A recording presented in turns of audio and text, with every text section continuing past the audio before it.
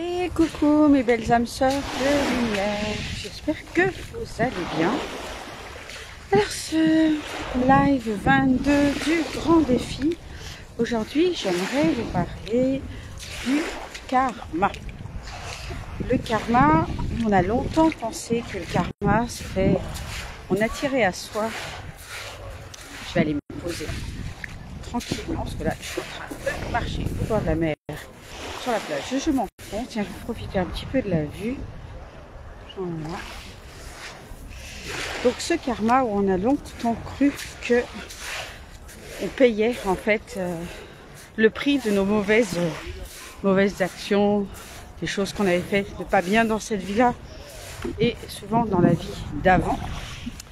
Donc c'est pas du tout ça, mais ça a quand même un lien, même si ce n'est pas du tout une punition, ça a quand même un lien avec nos actions. Puisque l'étymologie, la racine du mot karma veut dire agir. Je vais juste me poser, comme ça, ça sera un peu plus pratique de vous parler. Hop. Voilà, je vais me poser là. J'espère que vous me voyez bien, vous m'entendez bien. Voilà, je me suis posée. Donc, l'étymologie du mot karma veut dire agir, veut dire action. Et dans le bouddhisme, on parle de trois sortes de karma. Donc le karma, on parle du karma du corps, c'est-à-dire nos comportements. On parle également du karma de notre bouche, c'est-à-dire nos paroles, ce qu'on dit. Et on parle également du karma de l'esprit, qui est donc nos pensées. Donc, en aucun cas, le karma, c'est une punition de choses qu'on aurait fait pas bien, mais c'est une réaction, une conséquence des actions de notre corps, donc de notre comportement.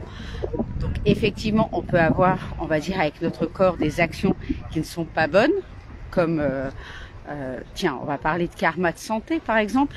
Si on donne à notre corps des choses pas bonnes pour sa santé, eh bien les conséquences, c'est d'attirer en retour des choses qui ne sont pas bonnes pour le corps, donc une mauvaise santé. Lorsque on va avoir on va dire des actions avec notre bouche, donc des paroles qui ne sont pas bonnes, bienveillantes. D'ailleurs, peut-être vous l'avez déjà remarqué, quand on va dire, je pense que ça vous est déjà tous arrivé. Lorsqu'on va dire quelque chose de méchant concernant quelqu'un, dans la seconde d'après ou dans les minutes qui suivent, on va se prendre les pieds dans le tapis, on va se taper les pieds dans la table. Dites-moi, vous me direz en commentaire si ça vous est déjà arrivé. Tiens, coucou Elisabeth. Avec les lunettes, je vois pas bien les commentaires. Voilà, dites-moi si ça vous est déjà arrivé. Eh bien ça, c'est le karma de nos paroles, c'est-à-dire que nos paroles vont avoir un impact sur ce qui se passe autour de nous, va attirer des choses à nous. Et lorsqu'on dit des choses qui sont pas bonnes, eh bien on va attirer automatiquement des choses qui sont pas bonnes non plus. Bon, même si j'aime pas trop définir ce qui est bon, ce qui est pas bon, mais en tout cas ça va avoir une conséquence. Et puis enfin, donc l'action de notre esprit, c'est-à-dire nos pensées, va également avoir des conséquences. Quelqu'un qui dit sans arrêt je n'ai pas de chance, j'ai pas de chance, ben moi ça m'arrive toujours ça, je suis toujours en retard, ou moi je gagne jamais d'argent au jeu, moi je suis pas chanceuse au jeu, va faire que cette personne-là, elle va être rarement chanceuse au jeu. Ou le jour où elle va avoir de la chance, entre guillemets, elle va dire ah bah oui, alors ça normalement ça arrive jamais. C'est exceptionnel, ça m'arrive jamais. Et la fois d'après, elle aura de nouveau pas de chance. Au contraire, une personne qui va dire toujours « Ah ben moi j'ai beaucoup de chance au jeu, moi j'ai beaucoup de chance assis, moi j'ai beaucoup de chance en amour, moi j'ai beaucoup de chance, j'ai la santé, etc. » Qu'est-ce qu'elle va attirer à elle? La santé, tout simplement.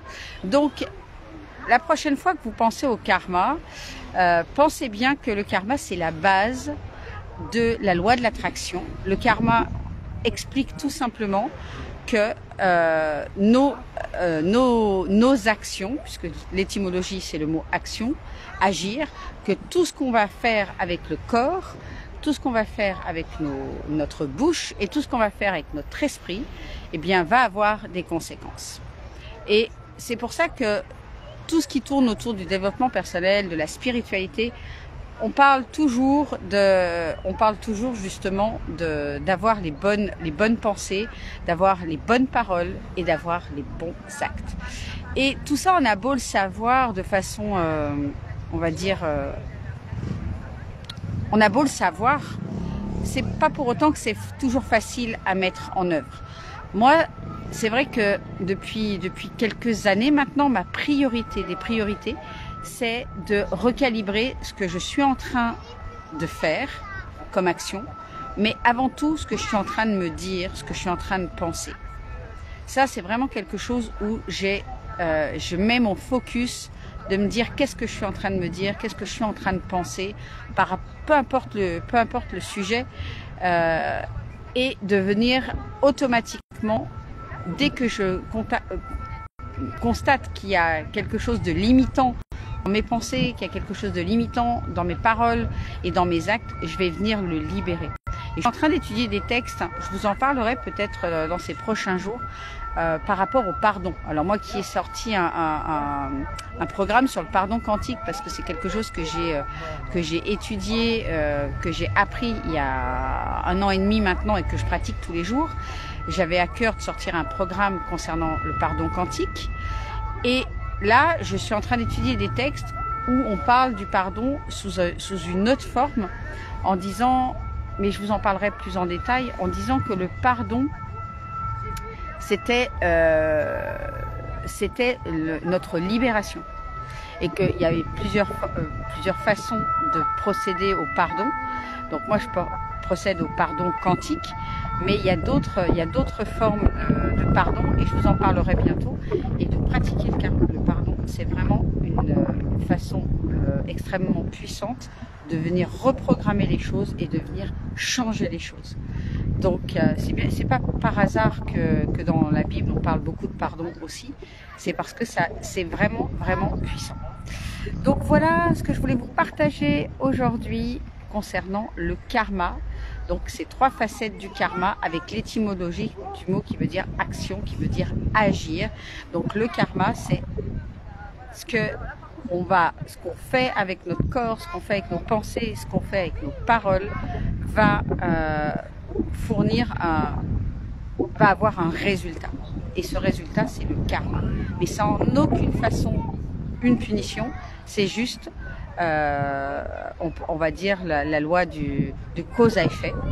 Okay, c'est juste une action a forcément une cause. Et on a des choses, il y a des choses comme dans le corps ou dans l'action physique qui vont avoir des choses en répercussion physique immédiatement. Et ça, c'est ce qu'on connaît très bien. Hein. C'est si je lâche le verre, ben je sais qu'il va s'exploser par terre. Mais quelque part, ce qu'on nous a beaucoup moins appris, c'est que nos pensées et nos paroles, elles aussi, ont une matérialisation de l'invisible, de cette énergie invisible que sont les paroles et les pensées, en matière aussi, ont des conséquences dans la matière. Et c'est en ça que c'est intéressant vraiment de s'intéresser aux lois universelles et de pouvoir transformer l'invisible en matière. Et c'est le pouvoir en fait, hein. C'est le pouvoir de l'être humain, c'est de pouvoir justement agir dans l'invisible et de pouvoir agir, que dans l'invisible on puisse agir dans la matière. Voilà, j'espère que ça vous aura apporté de la valeur. N'hésitez pas à partager cette vidéo bien sur votre profil si vous pensez que ça peut aider également votre communauté. Ça sera avec grande joie. Je vous embrasse tout fort, je vous dis à demain. Allez, je vous laisse avec ce petit coin de ciel bleu et de mer. Voilà.